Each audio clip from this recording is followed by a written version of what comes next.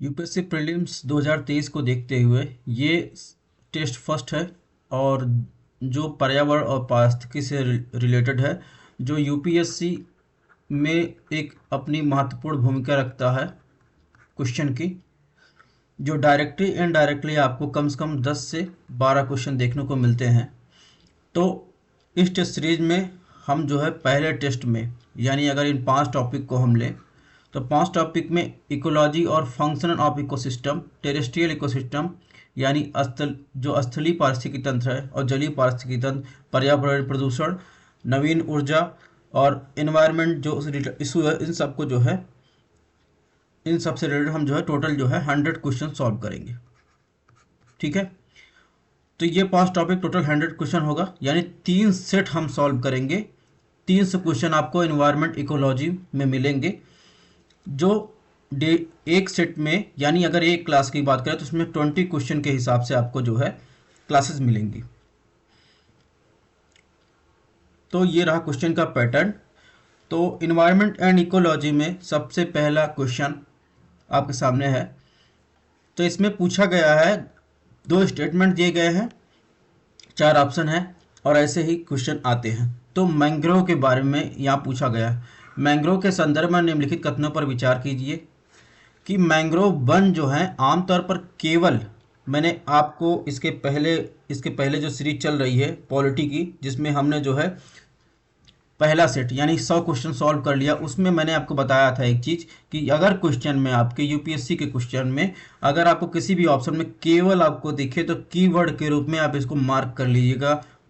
ठीक है, अक्सर ये ऑप्शन गलत ही होता है, तो आपको एलिमिनेशन मेथड काम आ सकता है अगर आपको नहीं आ रहा है तो बात करें तो मैंग्रोव के संदर्भ में निम्नलिखित कथनों पर विचार कीजिए। ऑप्शन ए की बात करें तो मैंग्रोव वन जो है आमतौर पर केवल भूमध्य सागर के पास उष्णकटिबंधीय और उपोष्णकटिबंधीय अक्षांश रेखा पर उगते हैं। ठीक है।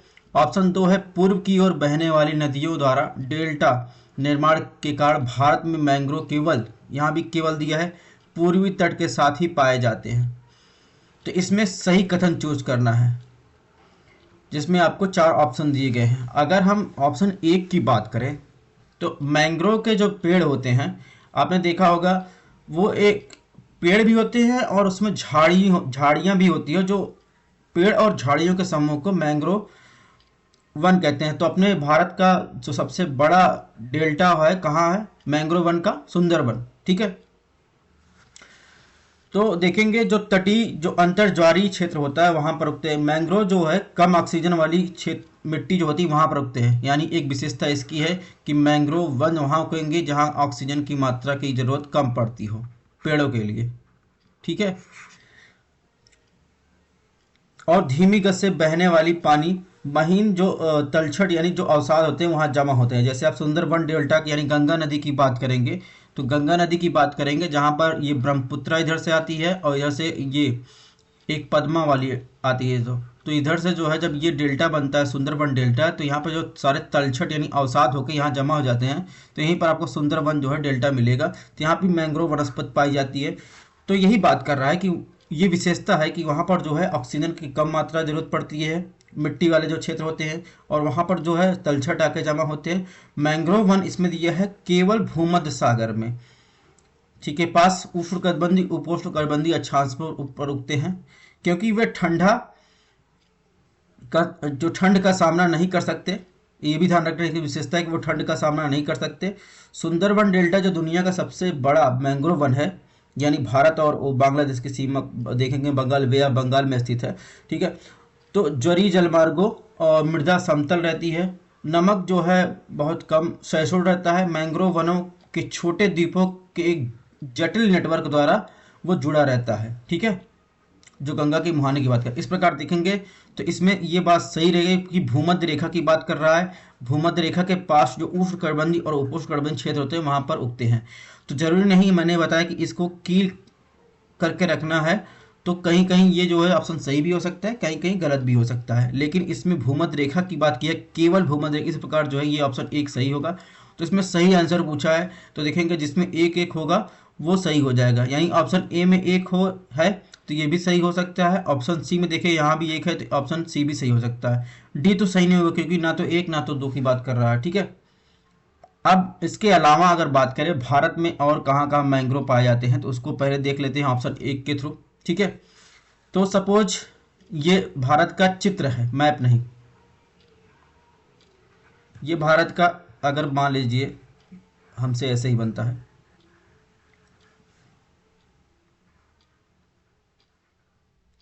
ये भारत का,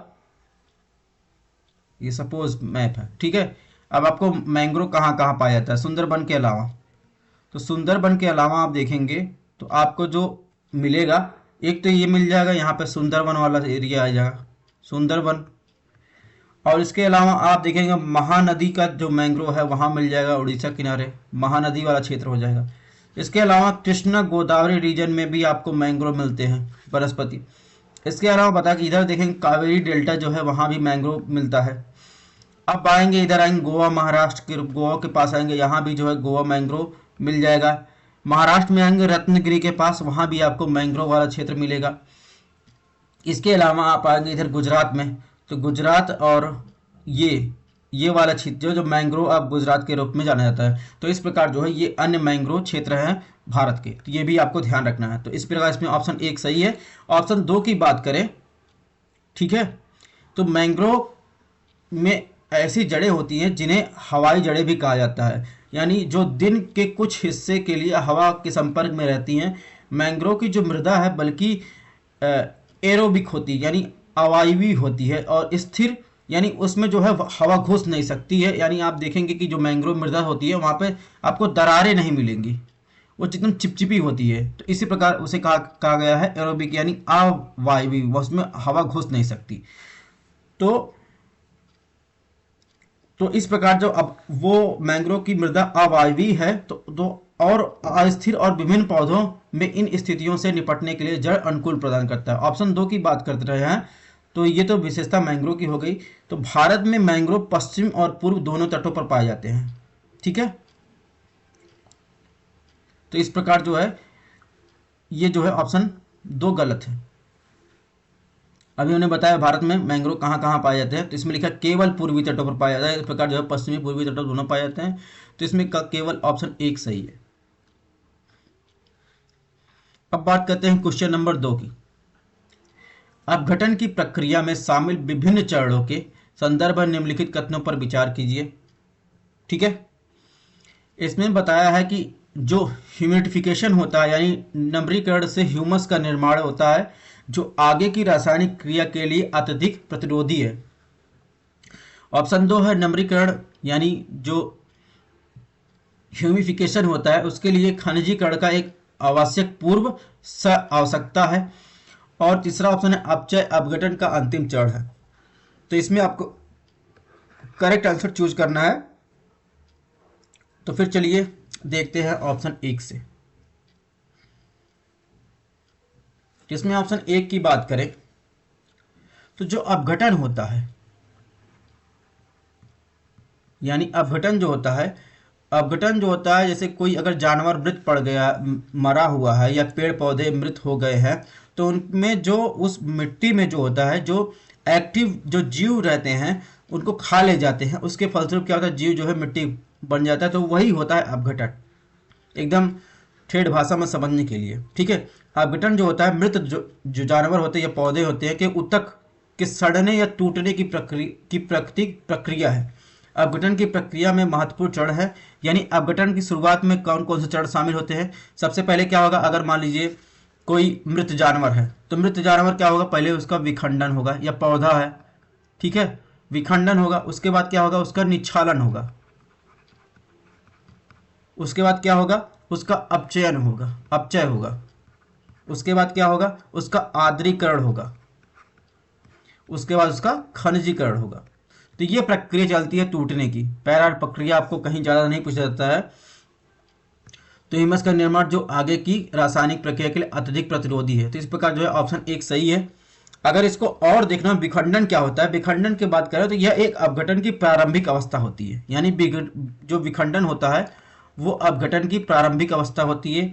विखंडन का अर्थ होता है कि जो जैसे मृत जानवर पेड़ पौधे के हैं उन वो अपरद होकर कतरे कतरे छोटे छोटे टुकड़े में टूट जाते हैं। निच्छालन क्या अर्थ क्या होता है? निच्छालन का अर्थ होता है जो टूटे हुए अवशेष हैं वो खंडित कणों में बहुत सारे टूट जाते हैं और जल में घुलनशील पोषक तत्व हो सकते हैं जो प्रकृति में अकार्बनिक होते हैं और ये पोषक तत्व पानी में घुलकर मृदा में मिल जाते हैं और लीचिंग की प्रक्रिया में अवक्षेपित हो जाते हैं। अब बताएं अपचय क्या होता है? अपचय जो प्रक्रिया होती है यानी निच्छालन के बाद जो प्रक्रिया होती है अपचय, तो अपचय जो होता है एक बार जब जटिल सामग्री छोटे छोटे कणों में टूट जाती है तो अकार्बनिक पोषक तत्व हटा दिए जाते हैं। तो समय आ जाता है कि जो अपरदित हो गए हैं उनको सरल अकार्बनिक यौगिक में बदल दिए जाए। यह प्रक्रिया विभिन्न जो कवक जीवाणु रहते हैं उनके एंजाइमों द्वारा ये अपचय की प्रक्रिया की जाती है। आर्द्रीकरण क्या होता है?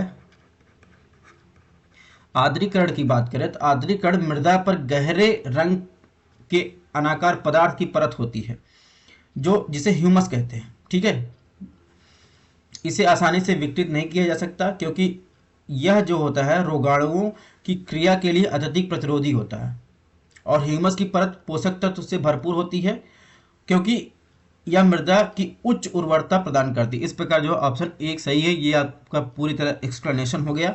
इस प्रकार आपका रिवीजन भी हो जा रहा है। अब ऑप्शन दो की बात करें, ऑप्शन दो जो बात किया नम्रीकरण होने के लिए खनिजीकरण एक आवश्यक पूर्व आवश्यकता है। तो इस प्रकार देखेंगे इसमें जो है, इसमें आप देखेंगे तो ऑप्शन ए जो है सही है। ये पूर्व आवश्यकता नहीं, इसके पहले भी जो है और विखंडन होता है और वो तीन प्रक्रिया मैंने बताई कौन कौन सी प्रक्रिया होती है। ये मैंने बता दी कि विखंडन के पहले निच्छालन होगा, निच्छालन के पहले अपचय होगा, अपचय पर आर्द्रीकरण होगा। इस प्रकार जो है ये ऑप्शन 3 गलत है। अपचय अपघटन का अंतिम चरण है। अभी हमने 4 चरण बताया आपको ना, यानी विखंडन के बाद क्या होगा? निच्छालन होगा, निच्छालन के बाद क्या होगा? अपचय होगा, अपचय के बाद क्या होगा? आर्द्रीकरण होगा, आर्द्रीकरण के बाद खनिजीकरण। खनिजीकरण एकदम अंतिम प्रक्रिया है। तो इस प्रकार ऑप्शन 3 भी गलत है, केवल ऑप्शन 1 सही है। अब बात करते हैं क्वेश्चन नंबर 3 की। तो इसमें पूछा है कि सूर्य के प्रकाश की उपलब्धता के आधार पर महासागरीय क्षेत्रों के संदर्भ में निम्नलिखित कथनों पर विचार कीजिए। तो बात की गई है ऑप्शन 1 में जो प्रकाश क्षेत्र होता है यानी जहां तक जो सूर्य के प्रकाश के महासागर, जैसे ये सपोज ये महासागर है, ठीक है। अब इसका एक एरिया निर्धारित होता है कितने गहराई तक जो है सूर्य का प्रकाश जाता है, यानी सूर्य का प्रकाश जो है लगभग 200 फैथम की गहराई तक जा सकता है, ठीक है। तो जो फोटिक जोन होता है समुद्र का, उसे प्रकाश की उपलब्धता के कारण केवल प्रकाश संश्लेषण होता है। ऑप्शन 2 की बात करें, किसी अप्रकाशित क्षेत्र यानी अफोटिक जोन, ठीक है, ना तो प्रकाश संश्लेषण होता है ना ही श्वसन होता है। तो इसे 2 ऑप्शन दिया गया है, इसमें आपको करेक्ट आंसर चूज करना है।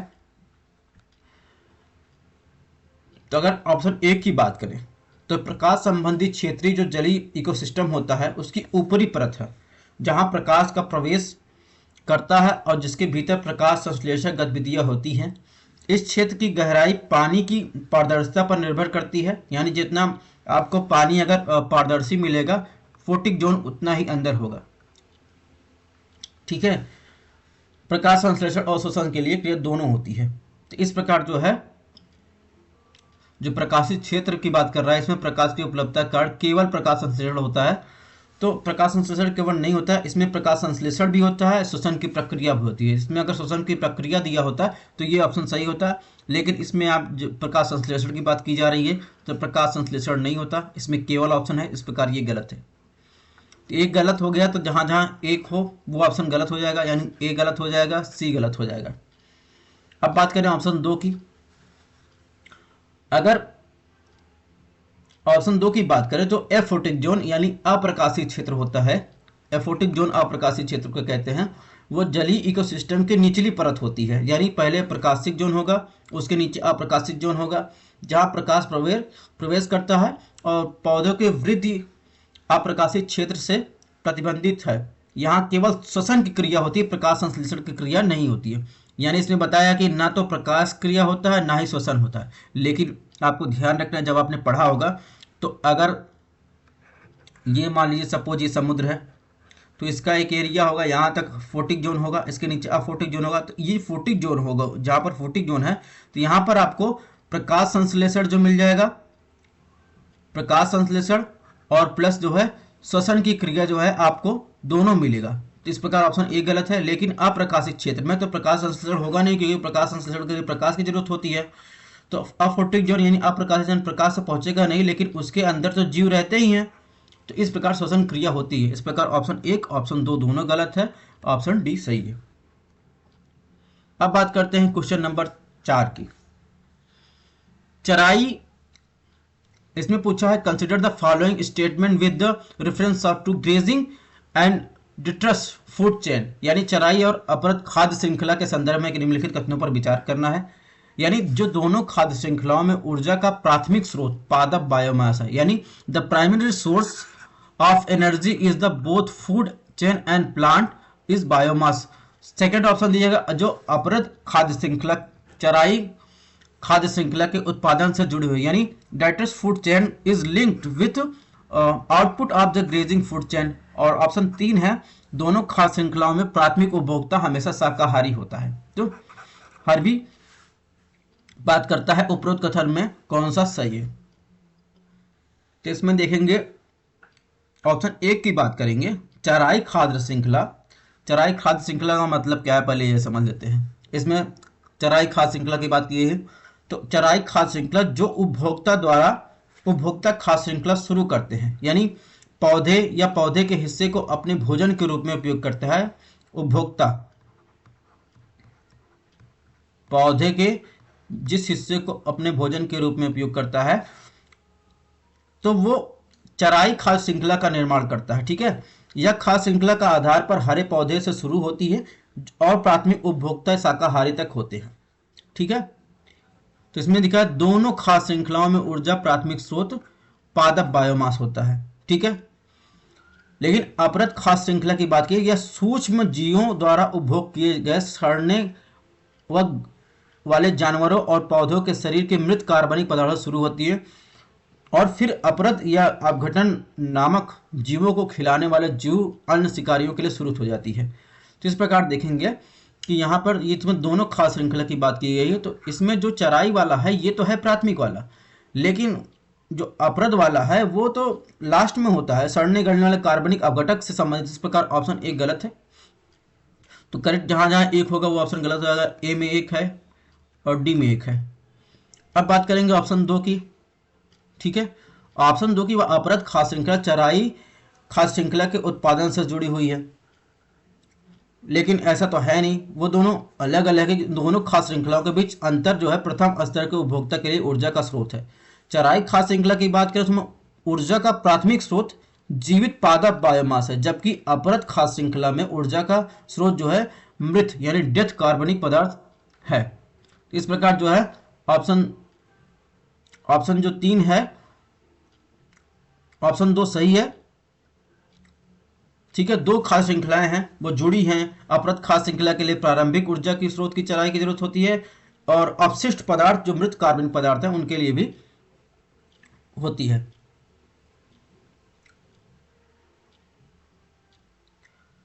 तो इस प्रकार जो है ऑप्शन 2 सही है, ऑप्शन 3 जो है गलत है, यानी दोनों खाद्य श्रृंखलाओं के प्राथमिक उपभोक्ता हमेशा शाकाहारी नहीं हो सकते। तो 1 और 3 गलत है, तो बचा कौन सा, ऑप्शन 2, केवल बी सही है। अब बात करेंगे ब्लू कार्बन के संदर्भ में निम्नलिखित कथनों पर विचार करना है।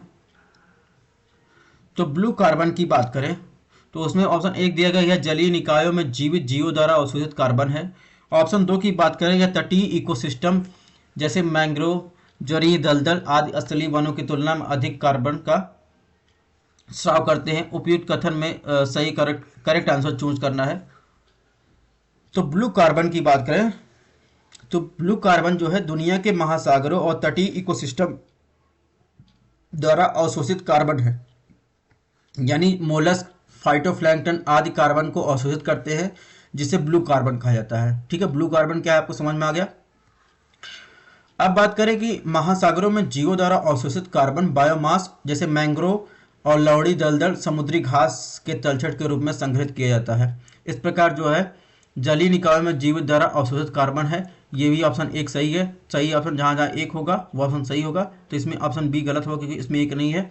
अब बात करें ऑप्शन 2 की, तो इसमें तटीय इकोसिस्टम जैसे मैंग्रोव, झील, दलदल आदि असली वनों की तुलना में अधिक कार्बन का स्राव करते हैं। तो ये बात भी सही है, क्योंकि अगर बात करें कि वायुमंडल में कार्बन डाइऑक्साइड को कम करने के लिए, जो ग्लोबल क्लाइमेट चेंज को सीमित करने के लिए सबसे आशाजनक नए विचार में क्या है, मैंग्रोव हो गए।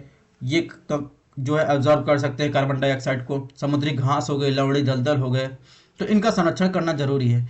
इस तरह ब्लू कार्बन स्टोर्स कहा जाता है इनको, मैंग्रोव को और समुद्री घास को, लवड़ी दलदल को। तो इस प्रकार ऑप्शन 2 सही है। तो इसमें ऑप्शन सी सही है, 1 और 2।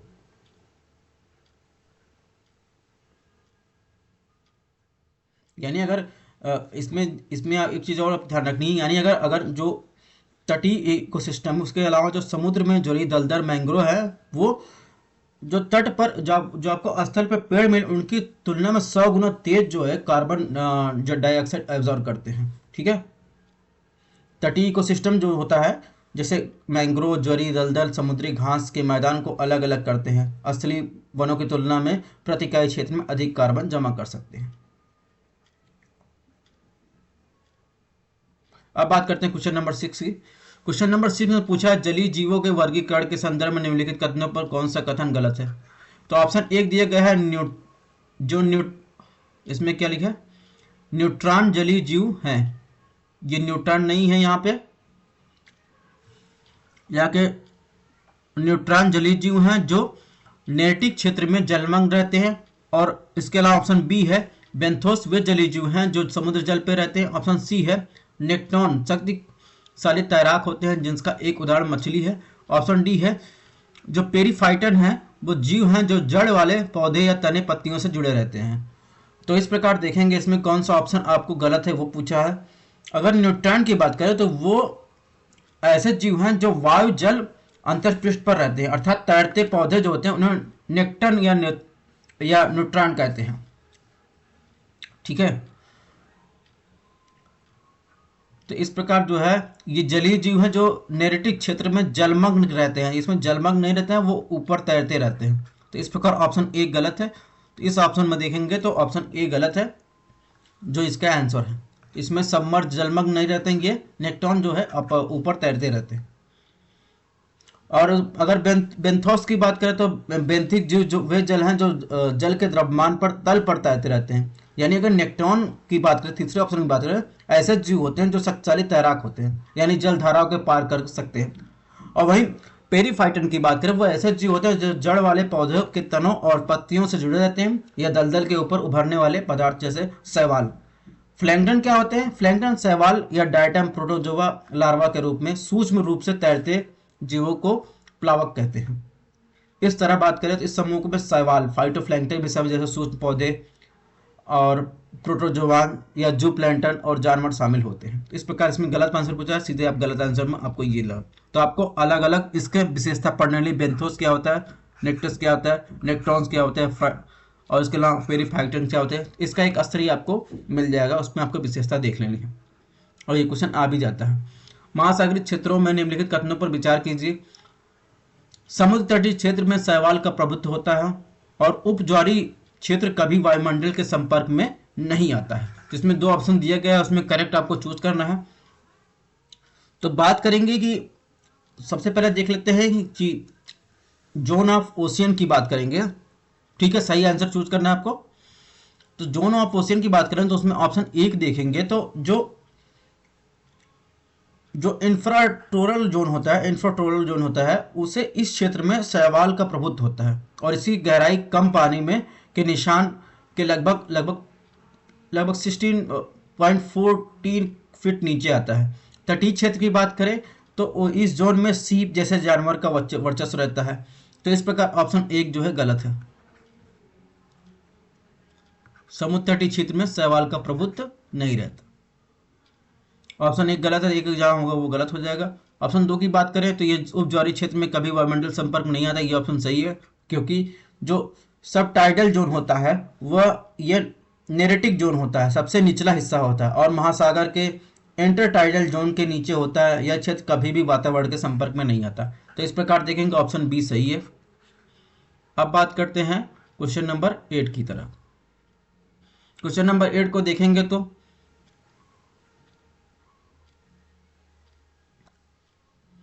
एक बार हम आपको लिटोरल जोन और फिल्टर जोन के बारे में समझा देते हैं कि जैसे आप उसमें देखेंगे, इसमें क्वेश्चन नंबर 7 में महासागरीय जोन की बात करेंगे। जैसे सपोज ये स्थल है, ठीक है, ये स्थल है और यहाँ पर जो है पानी भरा हुआ है,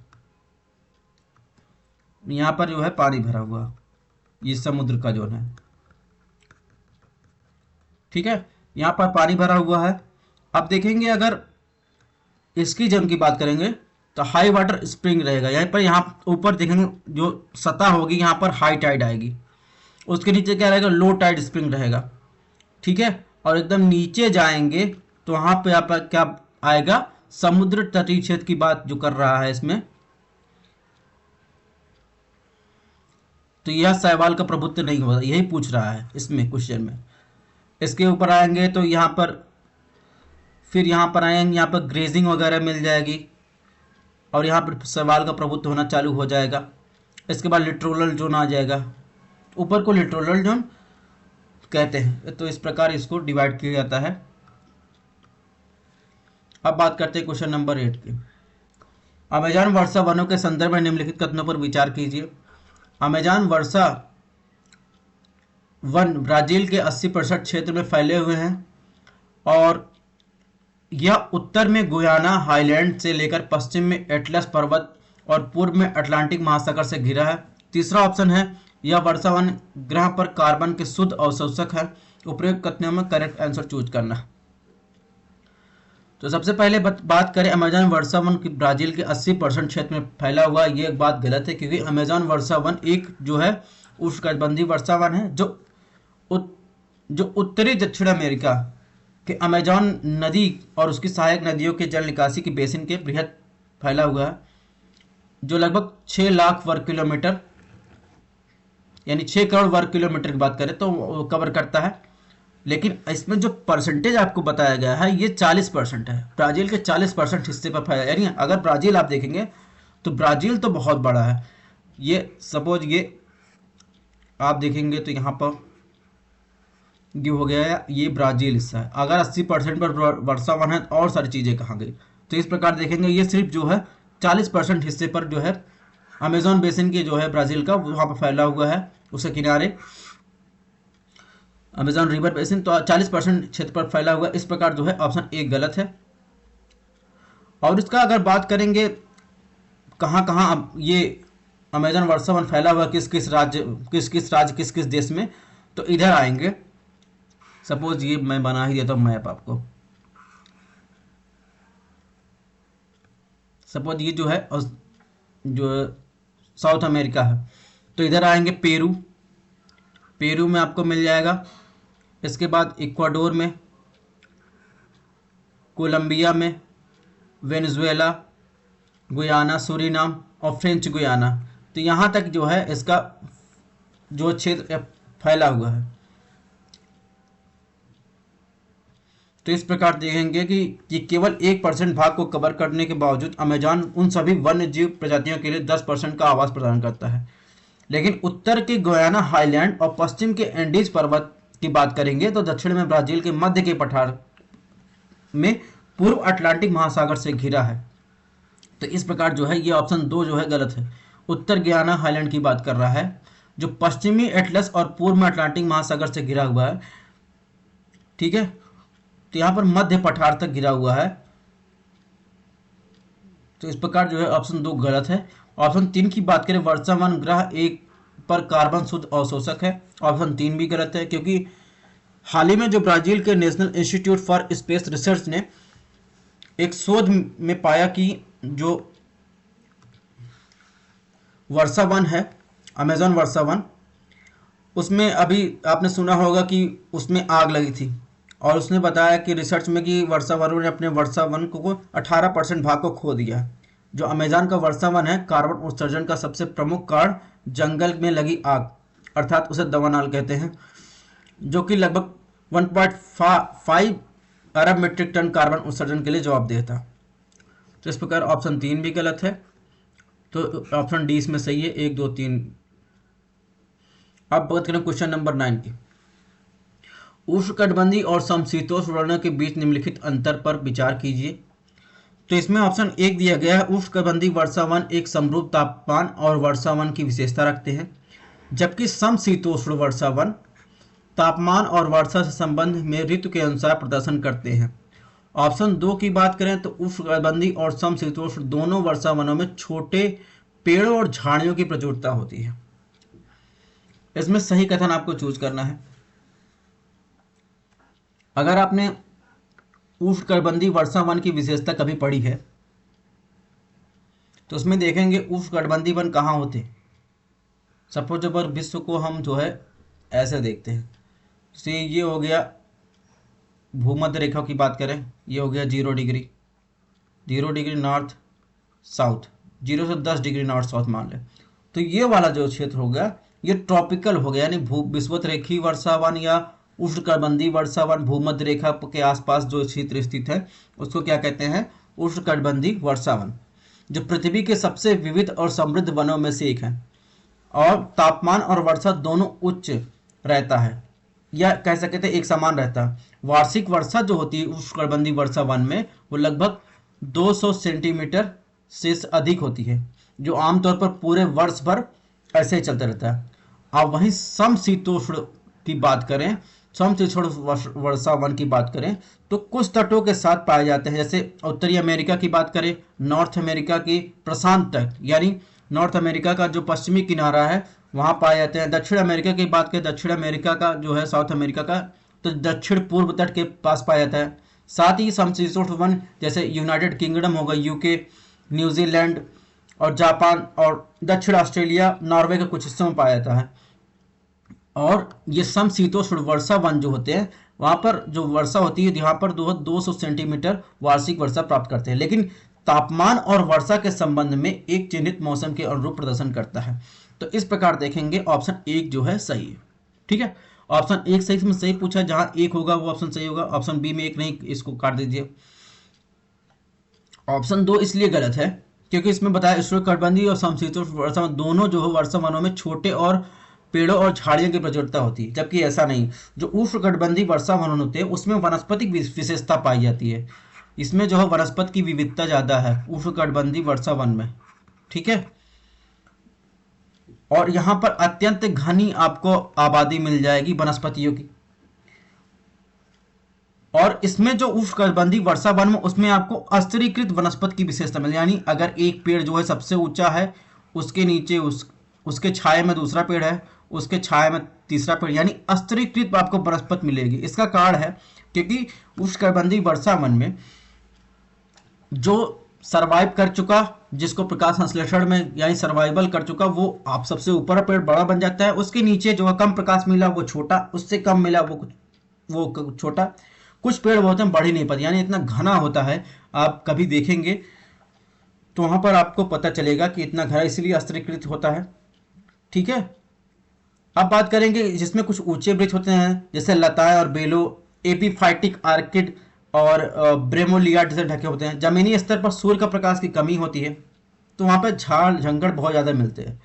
उष्णकटिबंधीय वनों के विपरीत जो है समशीतोष्ण वन में क्या होता है, वहां पर केवल वनस्पति की दो परतें ही पाई जाती है। इसमें जो है कई 3-4 परतें पाई जाती हैं उष्णकटिबंध में, लेकिन इसमें समशीतोष्ण में 2 परतें पाई जाती है। ठीक है,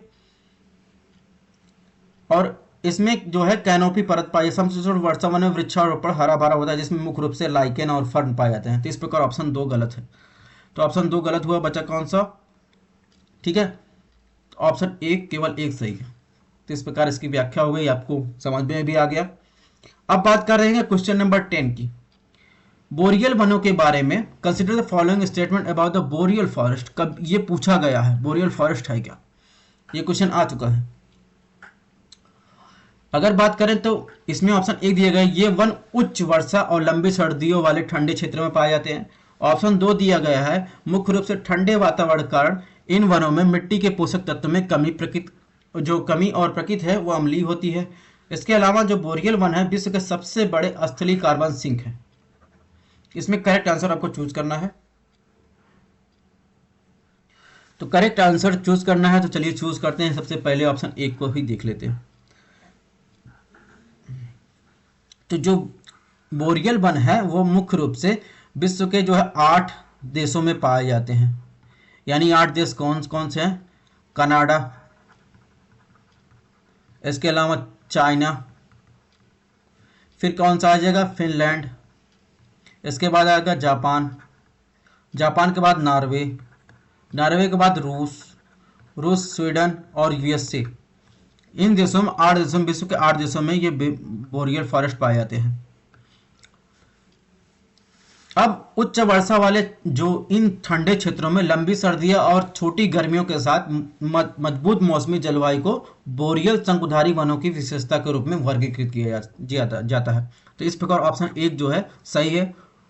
ऑप्शन एक जहां जहां होगा वो आपका सही हो जाएगा, सही विचार करना है। ऑप्शन एक इसमें बी में देखिए ऑप्शन एक नहीं है तो इसको ऑप्शन हटा दीजिए। इस प्रकार ए सी डी में है। अब ऑप्शन नंबर 2 देख लेते हैं। मुख्य रूप से ठंडे वातावरण का इन वनों में मिट्टी में पोषक तत्व की कमी होती है, प्रकृति में अम्लीय होते हैं। क्योंकि पोषक तत्व कब बनेंगे? जैसे आप अगर उष्णकटिबंधीय क्लाइमेट की बात करेंगे तो वहां पर विघटन बहुत ज़्यादा होता है, क्योंकि वहां पर गर्मी ज़्यादा रहती है, वहां पर एक्टिव जीव रहते हैं जो उसका विखंडन और वियोजन करके वहां पर ह्यूमस की मात्रा बढ़ाते हैं। तो जब ह्यूमस की मात्रा बढ़ेगी तो पोषक तत्व की मात्रा ज़्यादा होगी। अब अगर वही ठंडे प्रदेशों की बात करेंगे तो वहां पर ठंड रहता है और एक्टिव जो है वहां पर विघटन वियोजन कुछ होता नहीं, तो वो मृदा कैसी होती है? अम्लीय होती है। ठीक है, तो पोषक तत्वों की कमी होती है। तो इस प्रकार ये ऑप्शन 2 सही है। अब ऑप्शन 3 की बात करें, बोरियल जो वन विश्व के सबसे बड़े स्थलीय कार्बन सिंक के रूप में है। तो उत्तरी गोलार्ध की बात करें यानी नॉर्थ हेमिस्फीयर की बात करें तो इसमें जो है बोरियल वन जो है एक वैश्विक वन का लगभग 30% जो है हिस्सा का प्रतिनिधित्व करता है और दुनिया के सबसे बड़े स्थलीय कार्बन सिंक को के रूप में दिखता है। ठीक है, जो 208 बिलियन टन कार्बन का भंडार करते हैं। ये 26 साल के वैश्विक कार्बन उत्सर्जन के बराबर है। इस प्रकार ऑप्शन 3 भी सही है। तो इसमें कौन कौन सा ऑप्शन सही है? 1 और 2 सही है। इसमें क्या पूछा है? सही पूछा है ना। इसमें एक और ऑप्शन होगा, इसमें 1 और 2 और 3 इसमें सही कर लीजिएगा। इसमें ऑप्शन डी सही है, 1 और 2 और 3 यानी तीनों सही है। अब बात करेंगे क्वेश्चन नंबर 11। निम्नलिखित कथनों में कौन सा अनुकूलन मरुस्थलीय क्षेत्रों में जंतुओं में देखा जा सकता है? यानी which of the following adaptation can be seen in the animal of desert region? First जो है, पहला है वे निशाचर प्रवृत्ति के होते हैं। दूसरा, उनके पैर लंबे होते हैं। तीसरा जो है, उनके शरीर पर काले रंग का मोटा फर होता है। चौथा जो है, उनके कान काफी बड़े होते हैं। इसमें करेक्ट आंसर आपको चूज करना है। आप जो है, geography is observation science, environment is observation science, everything is observation science, कहीं ना कहीं वो लागू होता है। तो ऑब्जर्व करना आपको बहुत जरूरी है। तो अगर आपने ऑब्जर्व किया होगा कि रेगिस्तान में जो रहने वाले जानवर हैं उनके शरीर और व्यवहारिक रूप से रेगिस्तानी परिस्थिति के अनुकूल होते हैं। क्योंकि अगर ऑप्शन एक की बात करें, वे दिन के समय सूर्य की गर्मी से बचने के लिए तेज दौड़ने वाले और निशाचर होते हैं। वो ज़्यादा गर्मी से बचने के लिए तेज दौड़ने वाले होते हैं और रात में निशाचर होते हैं। तो इसलिए ऑप्शन एक सही है। ऑप्शन 2 की बात करें तो शरीर की को गर्म जो जमीन होती है उनसे दूर रखने के लिए जानवरों और पक्षियों के पैर आमतौर पर बड़े होते हैं। जैसे ऊंट की बात करेंगे, जिराफ की बात करेंगे, तो इस तरीके से देखेंगे तो आपको वहां पर जो है उनके पैर लंबे होते हैं ताकि उनको नीचे जो है गर्मी से बचने के लिए। इस पर ऑप्शन 2 सही है। ठीक है, अब बात करते हैं ऑप्शन 3 की। ऑप्शन 3 गलत है, क्योंकि अगर बात करें सहारा रेगिस्तान में रहने वाले एक फेनेक फॉक्स है जो कुछ जानवरों के लंबे और घने बाल होते हैं, तो उन्हें ठंडी रातों के दौरान उन्हें इंसुलेट करता है और दिन के दौरान तेज धूप से बचाता है। यानी ठंड में क्या करता है? ठंडी से बचाता है, दिन में तेज धूप से बचाता है। तो इस प्रकार ऑप्शन 3 जो है गलत है।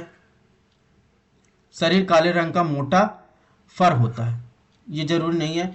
और दिन के दौरान जो तेज धूप उससे बचाता है। हल्के रंग के फर सूर्य के प्रकाश को परिवर्तित करते हैं। अब इसमें क्या कहा है, शरीर पर काले रंग का मोटा फर होता है। अगर वो रेगिस्तान में रह रहा है, अगर रेगिस्तान में रह रहा है कोई जानवर और उसके ऊपर काले रंग का फर है, तो काले रंग का मोटा फर है तो बेचारा गर्मी मर ही जाएगा, क्योंकि काला रंग तो गर्मी में नुकसान करता है, ऑब्जर्व ज्यादा करेगा तो उसको गर्मी ज्यादा लगेगी। तो इस प्रकार जो है ये गलत है, क्योंकि हल्के रंग पर सूर्य का प्रकाश परिवर्तित होता है और उनके शरीर को ठंडा रखता है। उनके चमगादड़ जैसे बड़े कान भी होते हैं।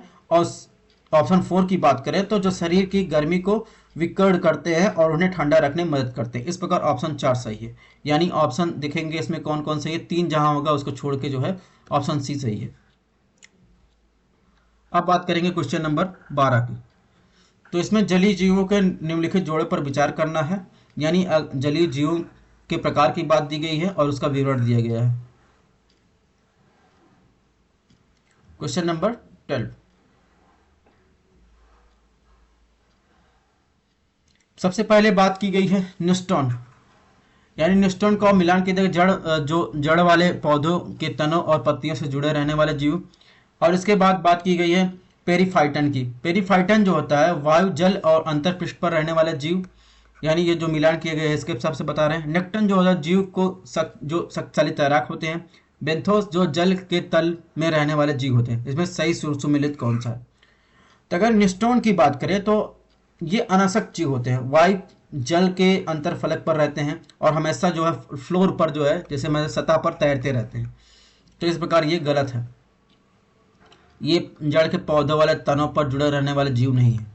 ठीक है, जैसे कि अगर बात है वाटर स्टाइडस और अन्य अपना अधिकांश जीवन जो है वायु के जल के जो पृष्ठ पोता उसके ठीक नीचे व्यतीत करते हैं और पानी के भीतर अपना अधिकांश भोजन प्राप्त करते हैं। उदाहरण के लिए अगर बीटल्स को देखे होंगे या बैक स्विमर को देखे होंगे तो इस प्रकार के जीव आते हैं।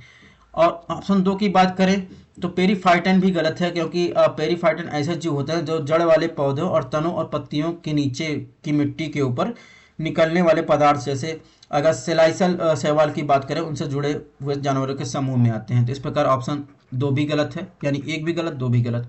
इसमें सही पूछा है तो 1 2 जहां होगा वो गलत होगा, 1 2 गलत हो गया, ऑप्शन ए तो गलत हो गया। बी में देखेंगे तो 2 है, ये गलत हो गया। तो ए में डी में देखेंगे एक ऑप्शन ये भी गलत हो गया। बचा कौन सा? बचा ऑप्शन सी। तो इस प्रकार ऑप्शन सी सही है। तो एलिमिनेशन मेथड से बहुत सारे क्वेश्चन आपको होने वाले हैं अगर आपका थोड़ा सा भी कॉन्सेप्ट क्लियर है। अब बात करेंगे क्वेश्चन नंबर 13 की। प्रवाल भित्तियों के अस्तित्व के संदर्भ में निम्नलिखित कथनों में कौन सा कथन सही नहीं है? अगर प्रवाल भित्तियों, ऑप्शन ए दिया है, प्रवाल भित्तियां 50 मीटर से अधिक गहरे में पानी में शायद कभी विकसित हो सकती है। ऑप्शन बी दिया है, प्रवाल भित्तियों को 32 से 42 भाग प्रति मिलियन के बीच बहुत खारे पानी की आवश्यकता होती है। ये अंडरलाइन कर लीजिए कि बहुत खारे पानी की, अभी आपको ऑप्शन सॉल्व करने में समझ में आएगा क्यों अंडरलाइन करवा रहे हैं।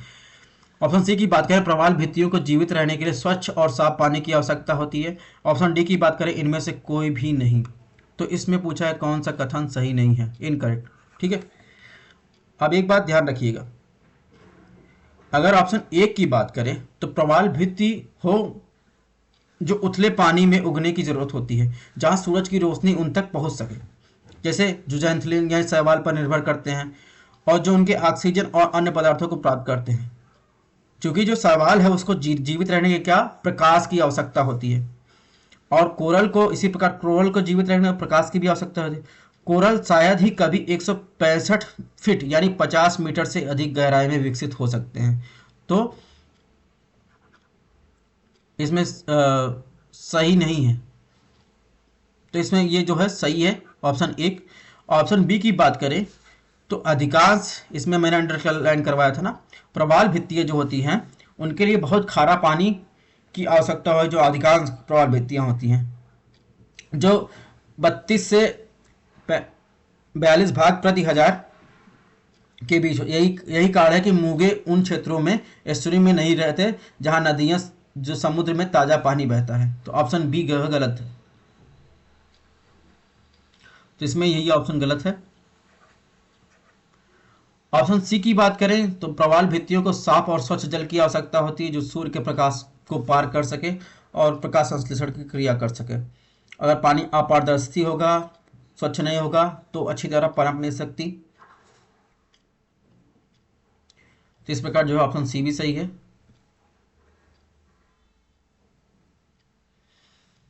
तो ये ऑप्शन बी इसमें सही है।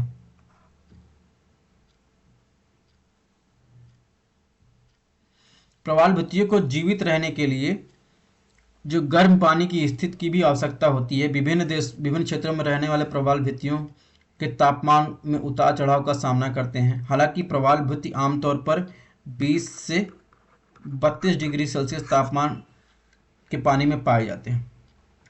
अब बात करते हैं क्वेश्चन नंबर 14। इसमें बीओडी की बात की गई है, यानी बायोलॉजिकल ऑक्सीजन डिमांड। जैविक ऑक्सीजन मांग के संदर्भ में निम्नलिखित कथनों पर विचार करना है।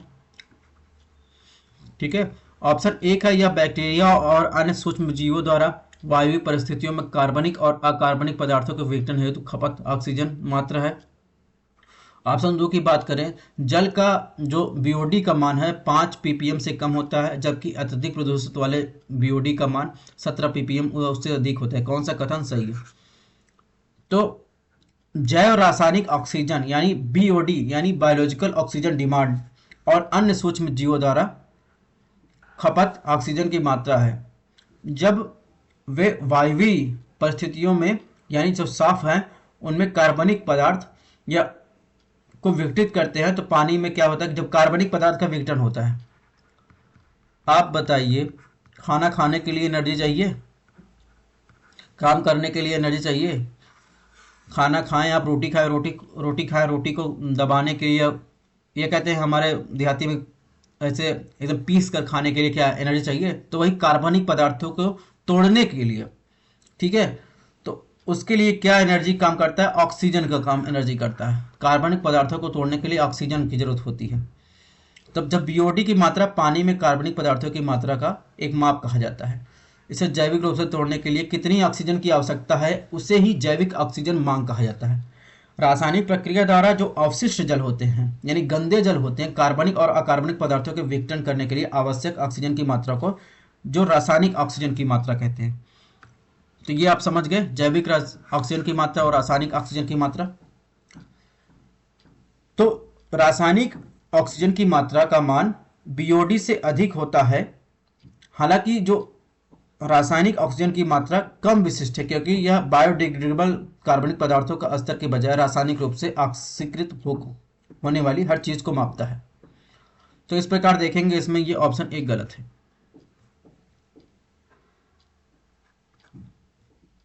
तो ऑप्शन एक गलत है, तो जहां जहां एक होगा वो गलत हो जाएगा। अब बात करेंगे ऑप्शन दो की। ऑप्शन दो सही है, क्योंकि स्वच्छ जल में जो बायोलॉजिकल ऑक्सीजन डिमांड है यानी जैविक ऑक्सीजन डिमांड है वो 5 ppm होती है, जबकि अधिक प्रदूषित पानी में बीओडी की मात्रा बढ़ जाती है, क्योंकि वहाँ पर जो कार्बनिक पदार्थ है, उच्च पोषक तत्व मिल जाते हैं जो प्रदूषित है। तो वहाँ पर तोड़ने के लिए ऑक्सीजन की मात्रा, ऑक्सीजन यानी एनर्जी ज़्यादा चाहिए, तो वहाँ पर बढ़ जाता है। तो 17 ppm एक मानक नृत्य होता है। इस प्रकार ऑप्शन बी सही। अब बात करते हैं क्वेश्चन नंबर 15 की। निम्नलिखित कारकों पर विचार करें। अब जैसे जिसमें ऑप्शन पांच ऑप्शन दिए गए, रेडियोधर्मिता, भारी धातु लवण, ग्लास, पौधे का परागण, समताप मंडल, ओजोन। उपरोक्त में से कौन कारक पर्यावरण प्रदूषण में योगदान करते हैं? ठीक है, पर्यावरण प्रदूषण से तात्पर्य पर्यावरण में अवांछनीय जो सामग्री है उसका पहुंच जाना। ठीक है, अब पर्यावरण में अगर पर्यावरण को जो चाहिए वो उसको नहीं मिल रहा है, कोई उसके खिलाफ कोई अलग से सामग्री डाल दे रहा है, तो ये पर्यावरण प्रदूषण, तो इससे जीवन के लिए अनुपयुक्त बना देता है। पर्यावरण के प्रदूषण के लिए प्रदूषक के जिम्मेदार हैं वे, जैसे पर्यावरण की गुणवत्ता के प्रतिकूल प्रभाव डालते हैं। अब अगर प्रदूषण की बात करें, पर्यावरण प्रदूषण कौन कौन जिम्मेदार है, तो कार्बन मोनोऑक्साइड, इसके अलावा कार्बन डाइऑक्साइड, क्लोरोफ्लोरोकार्बन और लेड भी शामिल है। तो प्रदूषकों की उनकी उत्पत्ति और अस्तित्व के निपटान आदि के आधार पर विभिन्न वर्गों में वर्गीकृत किया जाता है। अगर अपनी उत्पत्ति के आधार पर प्राकृतिक या मानव जनित हो सकते हैं और उनके निपटान के आधार पर वो बायोडिग्रेडेबल या गैर बायोडिग्रेडेबल हो सकते हैं।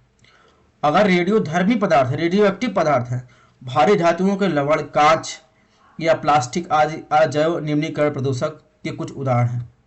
उन्हें सूक्ष्म जीवों की क्रियाओं द्वारा विघटित नहीं किया जा सकता। जमीनी स्तर पर ओजोन भी इस प्रदूषक का काम करता है। ओजोन जो होता है, ओजोन प्राकृतिक रूप में समताप मंडल में पाया जाता है। यह सूर्य की हानिकारक पराबैंगनी किरणों को पृथ्वी से रक्षा करता है। जमीनी पर प्रदूषक के लिए जो है कार्य करता है और वाहनों और गैर औद्योगिक प्रदूषकों के साथ सूर्य की पारस्परिक क्रिया से बनता है ये ओजोन। तो इस प्रकार इसमें कौन कौन सा शामिल है, अगर आपको बताना है तो कौन कौन शामिल है? ऑप्शन सी इसमें सही है, क्योंकि एक भी शामिल है, भारी धातु भी शामिल है, ग्लास भी शामिल है और समताप मंडल का संबंध ओजोन से संबंधित है। तो इस प्रकार जो है 1, 2, 3, 4 सही है। समताप मंडल, ओजोन ये इसमें शामिल नहीं। तो निम्नलिखित कथनों पर विचार करना है। क्वेश्चन नंबर 16, ओजोन का निर्माण वाष्पशील कार्बनिक पदार्थों, कार्बनिक यौगिकों के साथ जो VOCs होते हैं के साथ सूर्य के प्रकाश की प्रतिक्रिया के कारण होता है। ऑप्शन 2 है प्रकाश रासायनिक स्मॉग जो बनता है कि प्रमुख घटक में से एक ओजोन भी है। तो कौन सा कथन सही है? तो ऑप्शन 1 की बात करें तो प्रकाश रासायनिक स्मॉग वातावरण में मौजूद कुछ रसायनों के साथ सूर्य के प्रकाश की परस्पर क्रिया से उत्पन्न होता है। दिल्ली में रह रहे हो तो आप स्मॉग जानते होंगे। ओजोन स्मॉग की प्राथमिक घटकों में से एक है। समताप मंडल की बात करें तो प्राकृतिक रूप में पाई जाने वाली ओजोन जो है सूर्य की हानिकारक जो पराबैंगनी किरणों से पृथ्वी की रक्षा करती है, जबकि जमीन पर पाई जाने वाली ओजोन प्रदूषक जो होता है वो प्रदूषण फैलाने के लिए जिम्मेदार होता है। ओजोन का निर्माण तब होता है जब सूर्य का प्रकाश जो वाष्पशील कार्बनिक यौगिक हैं या वाहन और औद्योगिक जो घराने हैं उनके द्वारा जो औद्योगिक इकाइयां हैं उत्सर्जन से निकलने वाले नाइट्रोजन ऑक्साइड के परस्पर प्रक्रिया द्वारा होता है। तो इस प्रकार ऑप्शन 1 सही है, मैं सही पूछा है तो ऑप्शन बी नहीं होगा। ऑप्शन 2 की बात करें, स्मॉग यानी धुएं और कोहरे के संयोजन से क्या बनता है? स्मॉग बनता है। धुआं और कोहरा मिलकर क्या बनाते हैं? स्मॉग बनाता है, जो दिल्ली में दिखाई देता है ठंड में, या आसपास की हवा को धुंधला और अवांछनीय बना देता है। स्मॉग का प्रभाव सर्दियों के दौरान अधिक रहता है। जब हवा की गति कम हो जाती है और धुएं का ठहराव रहता है तो कोहरा जमीन के पास होता है। स्मॉग सबसे महत्वपूर्ण घटकों में से एक है। इस प्रकार देखेंगे तो ऑप्शन 1 और 2 दोनों सही है। अब आते हैं क्वेश्चन नंबर 17 की तरफ। वायु प्रदूषण के संदर्भ में नीचे दिए गए कथनों पर कौन सा गलत है? तो एल्युमिनियम सिलिकेट, ऑप्शन 1 है एल्युमिनियम सिलिकेट फ्लाई ऐश का प्रमुख घटक है। ऑप्शन 2 है सीमेंट के फ्लाई ऐश द्वारा प्रतिस्थापित करने में प्रदूषण महत्वपूर्ण स्तर पर बढ़ जाता है। ऑप्शन 3 है फ्लाई ऐश फसलों की उत्पादकता को काफी हद तक प्रतिबंधित करता है। नीचे दिए गए कूट का प्रयोग करते हुए क्या करना है? सही उत्तर आपको चूज करना है। तो ऑप्शन 17 की बात करें तो कथन 1 की बात करते हैं। सबसे पहले बात करें, ठोस पदार्थों के दहन से क्या निकलता है? राख। और वायु और अन्य गैसों के साथ वातावरण में उड़ने वाली जो राख है वो फ्लाई ऐश कहा जाता है। यह एक चूर्ण पदार्थ के रूप में होता है और वातावरण में लंबी दूरी तक यात्रा करने की क्षमता रखता है। इसका प्रमुख घटक क्या है? एल्युमिनियम सिलिकेट है। इसका प्रमुख घटक क्या है? एल्युमिनियम सिलिकेट है। अन्य घटकों में जैसे सिलिकॉन डाइऑक्साइड, कैल्शियम डाइऑक्साइड आदि शामिल है। तो इस प्रकार जो है ऑप्शन 1 सही है। तो इसमें सही चूज करना है तो ऑप्शन 1 जहां होगा वो सही होगा, यानी ऑप्शन बी में 1 नहीं, ये गलत हो जाएगा। ऑप्शन 2 की बात करें तो सीमेंट में फ्लाई ऐश जो है वजन में हल्की होती है, उच्च शक्ति के साथ टिकाऊ होती है, इसलिए इससे क्वेश्चन भी आ चुका है कि इसका उपयोग क्या सड़कों आदि को भरने के लिए सामग्री के रूप में किया जाता है। जबकि इसीलिए क्या फ्लाई ऐश का सबसे महत्वपूर्ण लाभ यह है कि इसका उपयोग सड़क निर्माण कार्यों के साथ साथ सीमेंट उद्योग में भी किया जा सकता है। तो सीमेंट फ्लाई ऐश द्वारा प्रतिस्थापित करने से प्रदूषण का स्तर बढ़ जाता है। इस प्रकार ये ऑप्शन गलत है। तो 2 गलत हो जाएगा, तो 2 ऑप्शन जिसमें होगा वो गलत हो जाएगा। 1 तो ये गलत हो जाएगा और 2 किसमें है? डी में 2 है। इस प्रकार 1 और 3 सही है। अब क्वेश्चन नंबर 18 की बात करते हैं। क्वेश्चन नंबर 18 में थर्मल प्लांट की बात की गई है। तो थर्मल प्लांट के द्वारा उपयोग किए जाने वाले कोयले के संदर्भ में निम्नलिखित कथनों पर विचार करना है। तो थर्मल प्लांट प्लांट एक टीपीपी के लिए यानी थर्मल प्लांट के लिए कोयले का उपयोग करना अनिवार्य है, जिसमें उसकी राख की मात्रा 34% से कम है। दूसरा ऑप्शन है कोयले की राख में मात्रा अधिक होने से प्रति यूनिट जो बिजली उत्पादन में वृद्धि होती है। तो इसमें कौन सा ऑप्शन करेक्ट है? तो बात करें कि ऑप्शन एक तो ये गलत है, क्योंकि पर्यावरण मंत्रालय जो है, पर्यावरण मंत्रालय के 2014 के एक नियम के अनुसार जो है कोयला आधारित जो ताप विद्युत संयंत्र है उनके लिए कोयले का उपयोग करना अनिवार्य कर दिया गया, जिसमें राख की मात्रा 34% से अधिक नहीं होनी चाहिए। ठीक है, तो इसमें क्या ऑप्शन दिया गया है? एक टीटीपी के लिए कोयले का उपयोग करना अनिवार्य है जिसमें उसकी राख की मात्रा 34% से कम। तो ये क्या है? 34% से अधिक नहीं होनी चाहिए। कोयले उत्पादकों को कोयला को ताप विद्युत संयंत्रों में ले जाने से पहले अशुद्धियों को दूर करने के लिए एक अनिवार्य किया गया है। हालांकि थर्मल प्लांटों की बात करें तो कोयले का आयात करने के कारण बना दिए, क्योंकि भारतीय कोयले में लगभग 40 से 45% जो है क्या पाया जाता है? उच्च राख पाई जाती है।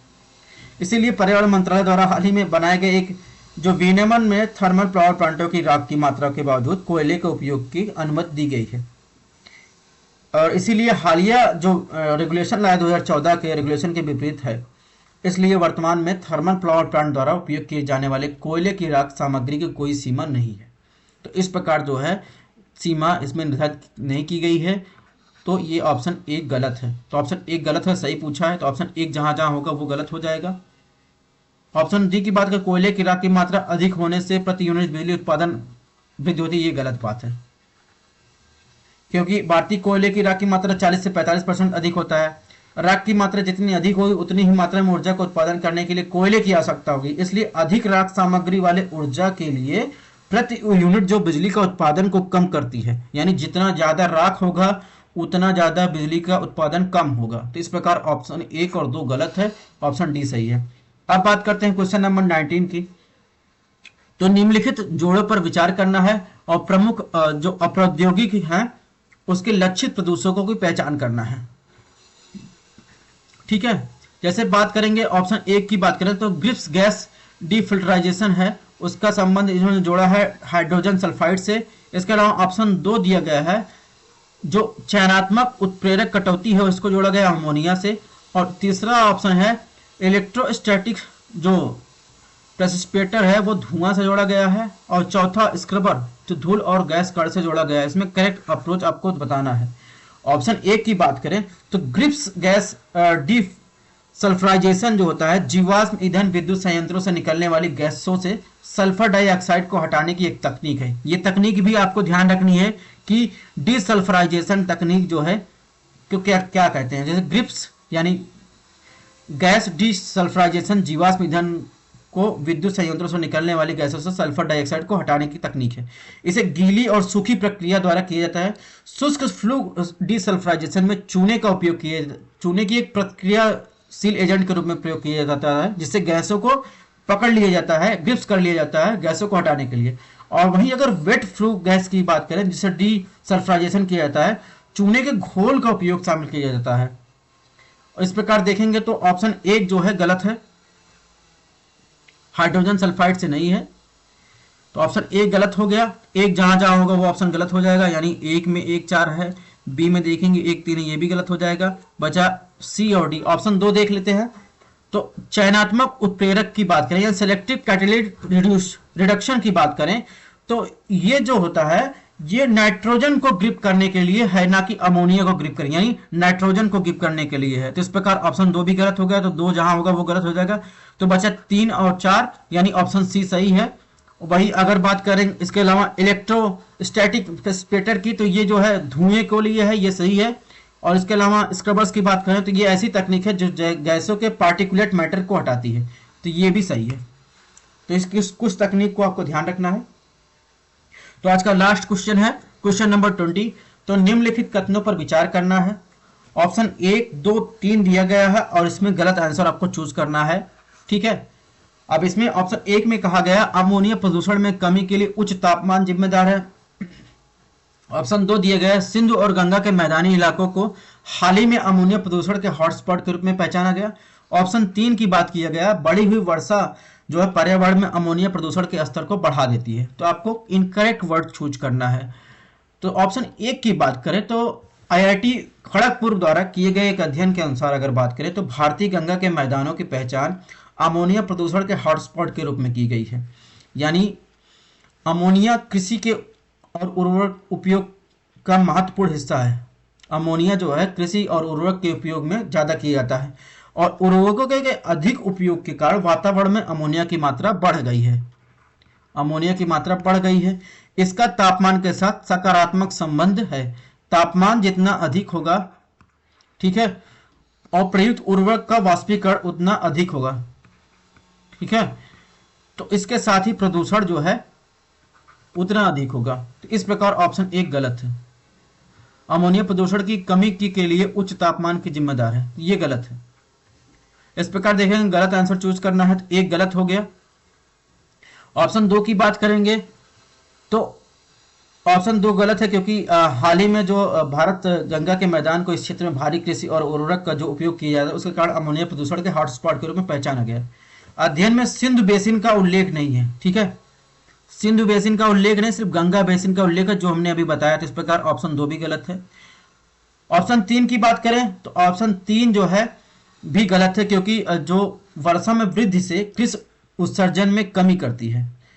वर्षा में वृद्धि कृषि उत्सर्जन में कमी करती है क्योंकि अधिक वर्षा से अमोनिया जैसे प्रदूषकों का निष्कासन अधिक होता है। यानी अगर वर्षा अधिक हो रही होगी तो अमोनिया जैसे जो प्रदूषक है उनका निष्कासन भी अधिक होगा। इसलिए कृषि उत्सर्जन और कुल वर्षा के बीच एक नकारात्मक संबंध होता है।